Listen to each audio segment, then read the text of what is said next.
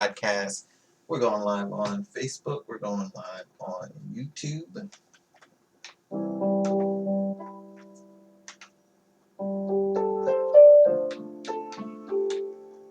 And here we are.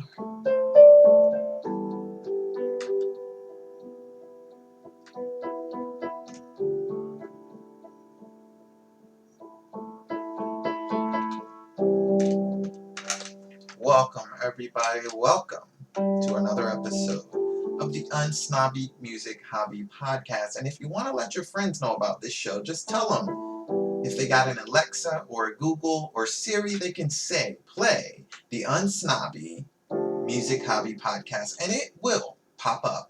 I just tried it out today for the first time, and it definitely works. So if you have a smart home device, just say, play the Unsnobby Music Hobby Podcast, and it'll pop up. Also, you can search Google, you can go to my website, svkson.com, all that good stuff. Make sure you share with your friends, and if you listen on an Apple device, go to the Apple Music Apple Podcast Store and leave me a review over there because that'll really help out. So today we're doing one movie review and we're going to do a little bit of talking about Catholic theology. Not my normal thing to do, but as you guys know, I'm Catholic and I love Catholicism. And I was reading something about the problem of evil the other day. It was kind of irking at me because something that another blogger, or should I say political commentator that I listened to, Matt Walsh, was saying was that a lot of people leave the church because the hard problems are never addressed. Problems like, how is the world created? Is the Genesis story true or not? How is the world really created? Does science kind of disprove that story? And what about the problem of evil? Why do bad things happen?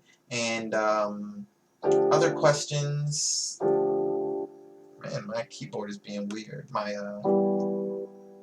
sustain pedal. Anyway, other questions like that. He was just saying the hard questions are really not answered. So when these people go off to college and their professors say, well, science explained this and that, and oh, if God were really kind, then there wouldn't be any evil or this or that kind of thing, then they have an answer for those questions that they could never get an answer for. And they just leave because they're like, well, this guy answered my question with no issues, not knowing that those answers are loaded themselves. But that's neither here nor there. We're going to talk a little bit about one of those hard questions, which is, why is there evil and suffering in the world? And we're also going to do a quick movie review. And I'm going to come out with kind of separate art for my different themes on my show because, like I said the other day on this podcast, I kind of want to make this more of more of like a TV station, like not station like HBO, or similar to, like, I guess similar to Netflix. Like Netflix has its own special shows. It has things like Sabrina and Stranger Things and Orange is the New Black and House of Cards, but it's all Netflix produced. So I want the Unsnobby Hobby to be, well, the Unsnobby Music Hobby to be similar to that, where, well, there's things underneath it that it is like an umbrella, and everything that I do goes underneath that. So I want to have like Unsnobby movie reviews, Unsnobby, which is pretty self-explanatory, right? Unsnobby book hobby, which will be me just reading books with music. Unsnobby, what was the other one? Unsnobby prayer hobby, which is, pretty self-explanatory, me praying, because I do want to put the rosary on the podcast every day, and I'm putting the Imitation of Christ up, which is technically not a prayer, it's more of a devotional, but yeah, I want to do more stuff like that. I want to do the rosary every day. I want to do a Gazillium Christianorum prayers every day. I want to just do lots of different things, and I'm going to have a little kind of different art for each one and a different name, so that when you're looking on the podcast, you'll see in the beginning title, it'll say something like movie review or interview or whatever in the beginning, so you know what it is, so you're not being surprised and kind of tuning into something you didn't want to. But it's all going to be good stuff. It's all going to be me. That's neither here nor there, because we're about to do our prayer, and we're going to get right into the podcast. In nomine Patri et Filii et Spiritui Sancti. Amen. Let's say a Hail Mary in Latin. Ave Maria, gratia plena, Dominus tecum, benedicta tu in mulieribus, et benedictus fructus ventris tui, Iesus. Sancta Maria, Mater Dei, ora pro nobis peccatoribus, nunc et in hora mortis nostrae. Amen. In nomine Patri, et Filii, et Spiritui Sancti. Amen. So we're going to do a movie review. That's the first thing. And the movie is Time Trap. I saw it yesterday or 2 days ago on Netflix. You can catch it. It came out in 2017. And let's see here.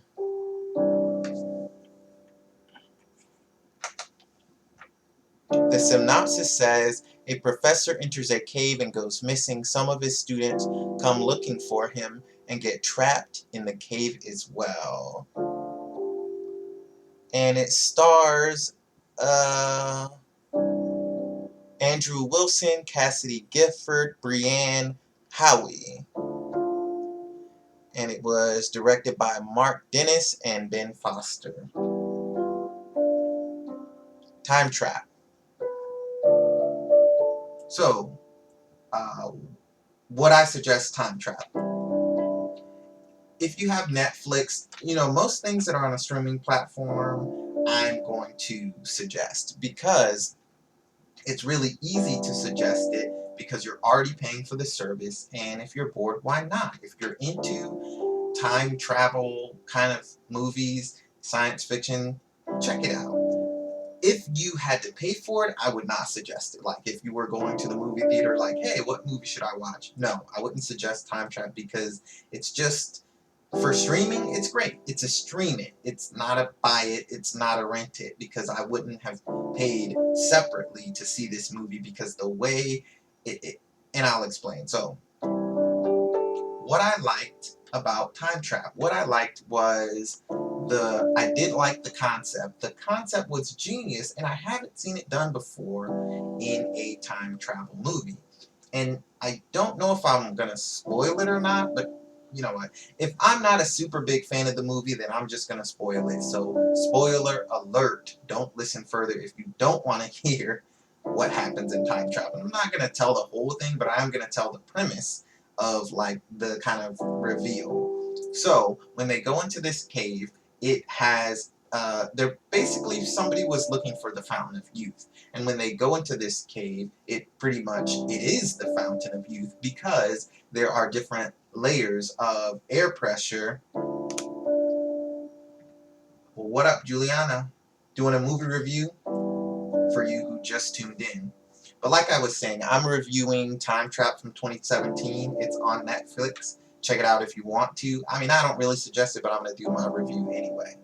So when they go in this cave, there's different layers of air pockets that kind of control the flow of time. And that's why it's considered a fountain of youth, because once you go in the cave, you are not going to be getting older. Because once you get in the first, like, time pocket area, a whole year is going to be passing in like a minute. So you're not going to age, of course, because everyone outside of the cave, a whole year would have passed when you've only been in there a minute or so. The problem with being in the cave is that if you're in there for 10 minutes, 10 years have passed, 20 minutes, like, but you also don't know, like, they didn't figure out until halfway through the movie that years were passing as they were in the cave.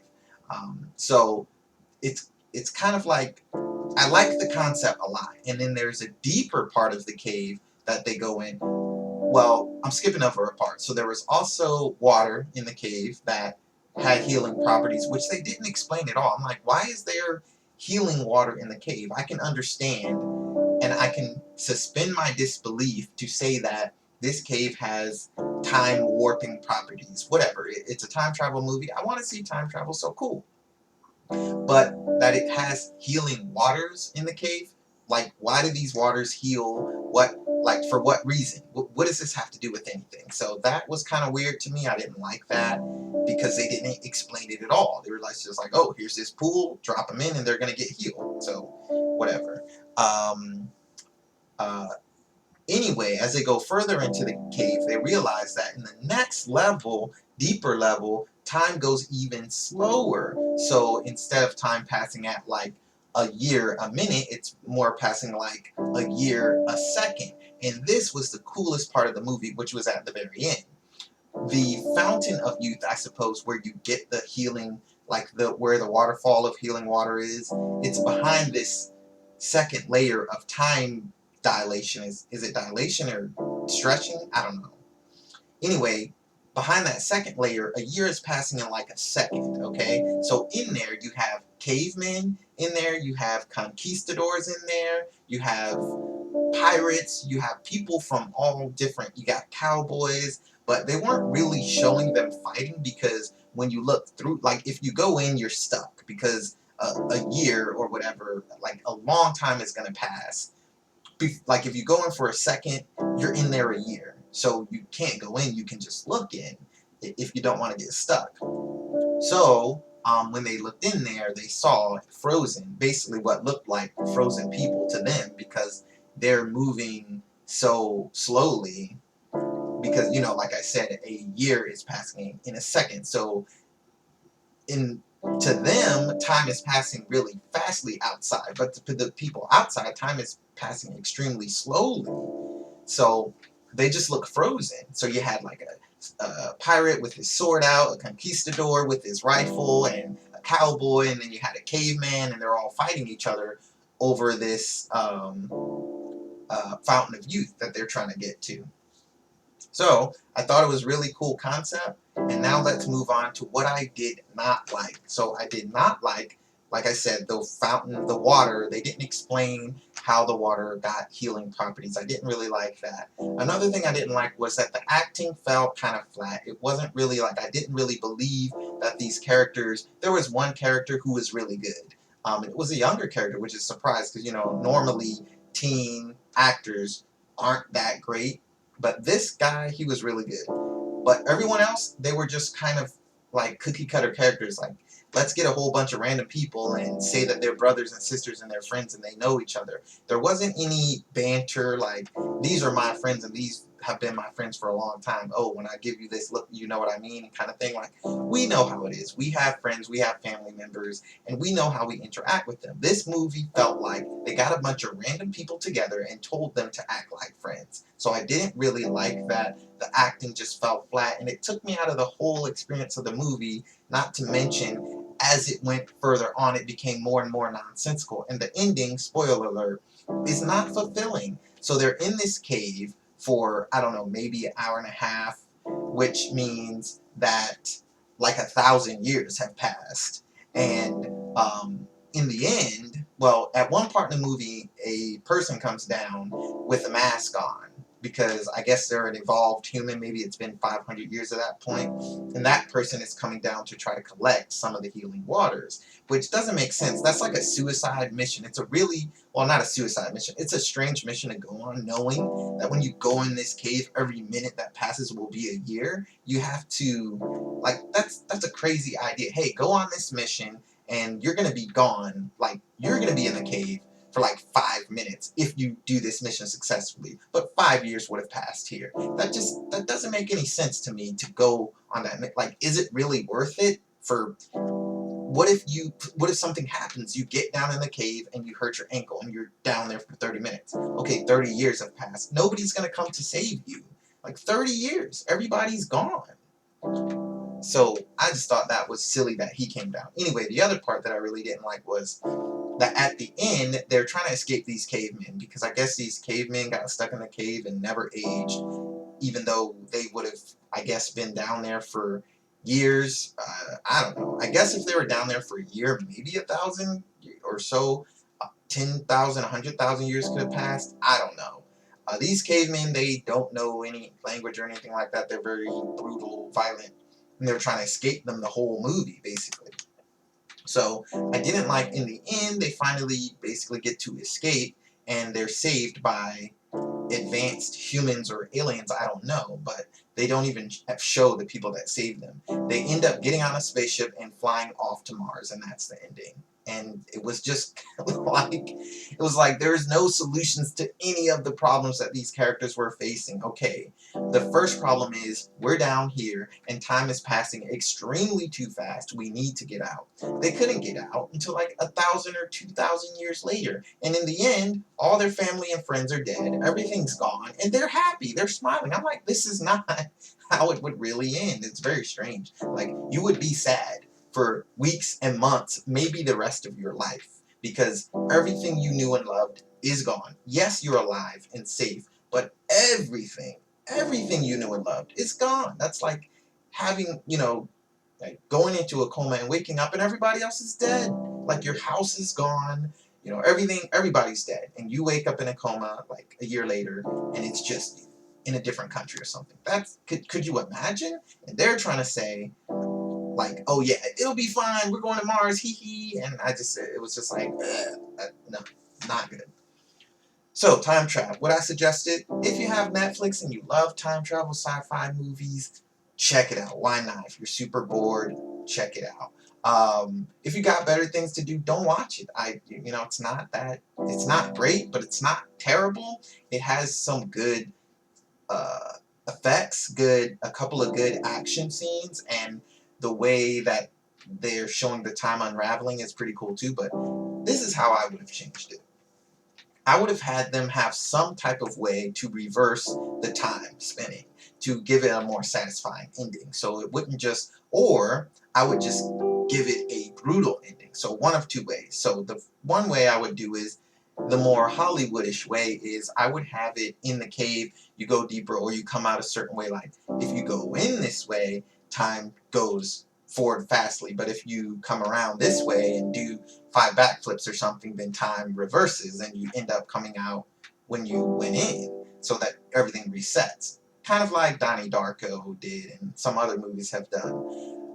And then it would have been a more satisfying ending because it solves the problem of, the whole problem of the movie is they go in this cave and time is moving way faster than they thought it would. That problem is never solved. The characters never make any decisions to solve their problems. They just get the problem solved for them. So I would make it so that they have to find some way out of the cave that reverses time in a way that is satisfying for the ending.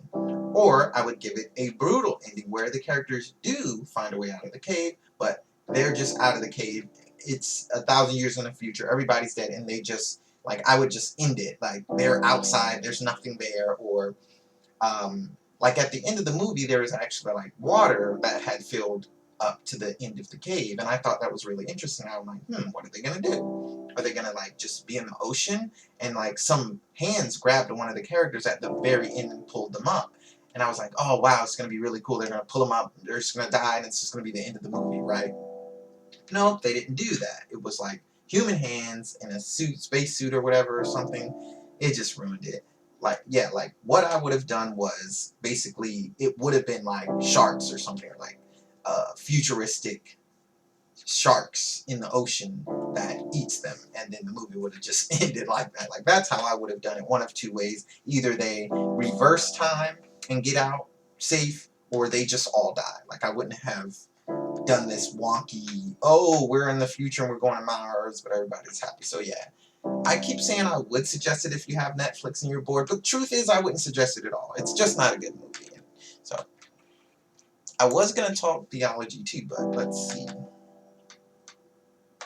We've been going about 20 minutes already, so maybe I'll just do a review and leave it at that. Even though I didn't really like that movie, I still did like a 20-minute review on it. Well, not really 20 minutes because I was talking about other stuff as well. Tomorrow, let's just do a quick update about things that are happening on the podcast. One thing is that I will be doing an interview with Donnell of NBA Athletics tomorrow at a airport. Also, going to be busting out the Unsnobby movie review once again.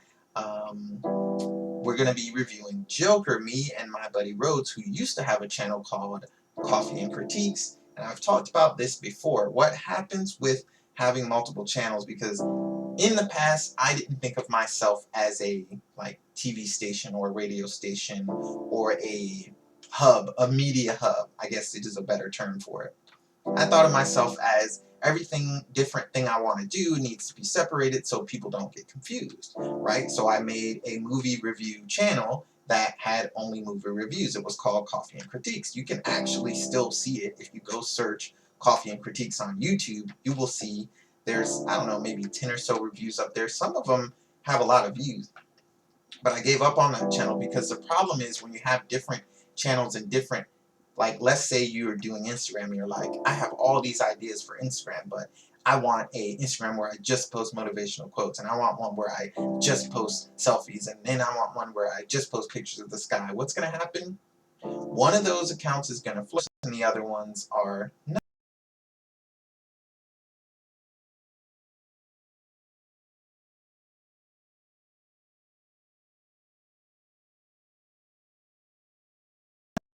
I well, I could have kept checking in on it, but it was a choice. Do I keep my personal channel up to date, or Coffee and Critiques, or both? And, you know, these things happen. So my new mindset is put everything under one umbrella. Everything's under the Unsnobby Music Hobby, and the only thing that is going to be consistent is that there's always going to be music. So now, if I'm doing a movie review, I'm playing the piano while I do it. If I'm doing a interview, I'm playing the piano while I do it. If I'm just playing the piano, boom, piano. And I might bring in different instruments and different people, but long story short, there will be another movie review. We're bringing it back. It's not going to be called Coffee and Critiques. It's going to be called the Unsnobby Movie Review Hobby or something like that. But it's going to be under this same podcast, on the same YouTube channel, on the same Facebook page. So if you don't like movie reviews, you can just skip those episodes, skip those live streams. Anyway, interview with Donnell, that is going to be a pre-recorded and uploaded later. So the only things that you're likely to see tomorrow if you tune in is the Joker movie review, which is going to be coming out way late at night, like 10 or 11 o'clock, because we're just going to do it as soon as we get out of the movie theater. And I'm going to bring my iPad so that I can play some music on GarageBand while we do our reviews. It's going to be really cool. I'm going to like it a lot. I don't know if I'm going to do video. I might do a live video on Facebook because I have my phone, but I won't be able to put it on YouTube. So we'll see how that goes. I think what I'll do is record the live video on Facebook and then upload that video to YouTube. I'm undecided, but yeah, so that's all the updates for the podcast, and make sure you check out all the cool stuff we got going on. Subscribe on any podcasting platform. Also, we have an EP coming out called Satellite Minds. Search Shalom Kaysen when you get on Spotify, Pandora, Google Play Music, YouTube Music, wherever you listen to music, Apple Music. Search Shalom Kaysen and search Shalom Kaysen, and you will find the Satellite Minds EP, which is an EP that I talked about yesterday, and I did a review. So check out the episode from yesterday to see, not a review, but see like a breakdown of all the songs, why I picked them, the order, and different things like that, the stories behind the songs. Check that out. Yesterday's podcast, Satellite Minds Listening Session. That's coming out tomorrow. Put it in your stories, and that'll be really cool because you'll just be able to search Spotify and Instagram and Facebook and put it in your story. So search Shalom Kaysen and you'll see it tomorrow. And I think that's all the announcements, and I think that's everything. So in the meantime, in between time, God love you, and stay holy, my friends. That's it. Peace out. Thanks for listening today. Maybe I'll do the theology idea that I wanted to talk about on Monday, because, you know, on the weekends, it's always the family jams. So Saturday and Sunday are going to be family jams with my two daughters. So won't get a chance to do the theology podcast probably until Monday. I know some of you guys are looking out for that. So, hey, stay tuned, and that's that. In the meantime, in between time, I will see you guys next time. Check me out at sdcason.com. That's Sigma Delta CASON.com. If you are listening on a Alexa or Siri or Google device, just say play Shalom's Unsnobby Music Hobby Podcast, or say play the Unsnobby Music Hobby Podcast. And that's it. I will see you guys next time. Peace.